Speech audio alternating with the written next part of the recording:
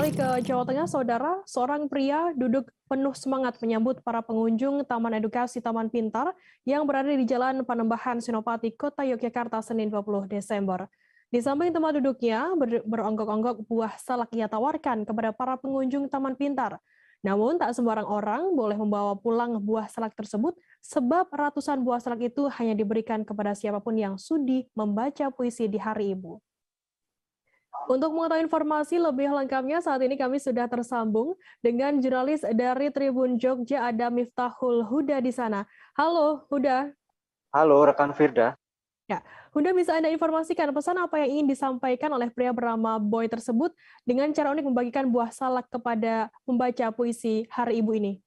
Baik, menjelang Hari Ibu yang jatuh pada 22 Desember besok, pria bernama Boy ini memang Boy Rifai, maksud kami itu memang saat ini menjadi perbincangan hangat ya di masyarakat, khususnya di kota Yogyakarta, karena aksinya memang unik, tergolong unik, dan tujuan dari aksi membagi buah salak dengan syarat membaca puisi yang ia tampilkan itu bertujuan karena itu salah satu cara untuk memuliakan sosok ibu, karena Boy berpendapat bahwa ibu layaknya bumi yang membuahkan buah salak, dan selayaknya bumi maka sosok ibu harus dimuliakan dengan menyanjungnya dengan membacakan puisi. Begitu, rekan Firda.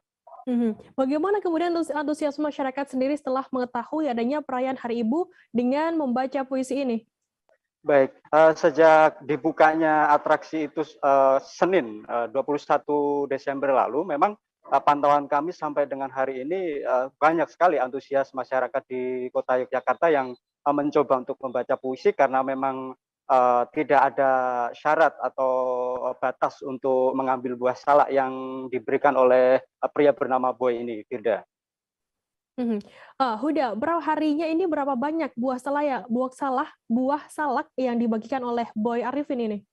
Ya, cukup banyak ya buah salak yang disediakan oleh Boy Rifai ini, karena per harinya dia ada stok 1 ton buah salak yang disediakan, dan mungkin akan berlangsung sampai beberapa hari, begitu, Firda. Selain membaca puisi begitu, Huda, apakah juga ada atraksi-atraksi lain yang ditampilkan di Taman Pintar? Ya, tentunya Taman Pintar adalah taman edukasi yang di situ banyak ruang-ruang atau zona-zona edukasi, salah satunya ada planetarium dan sebagainya. Nah, di bertepatan momen Hari Ibu ini, selain atraksi pembacaan puisi, juga ada pemutaran film yang bertema tentang betapa perjuangan dari seorang ibu, begitu, Firda. Atraksi semacam itu akan berlangsung hingga kapan, Huda? Iya, dari penuturan Boy Rifai bahwa atraksi semacam ini akan berlangsung sampai 4 hari ke depan, dari hari Senin sampai dengan tanggal 24 Desember ini. Begitu, rekan Firda. Baik, Tribuners, jurnalis kami tadi juga sudah menghimpun keterangan dari inisiator bernama Boy Rifai. Berikut liputannya untuk Anda. Bukan baca puisi dengan salah, tapi dalam memuliakan Hari Ibu, Ibu Bumi membuahkan salak. Jadi salak kita bagikan kepada siapa saja yang mau membaca puisi di Hari Ibu.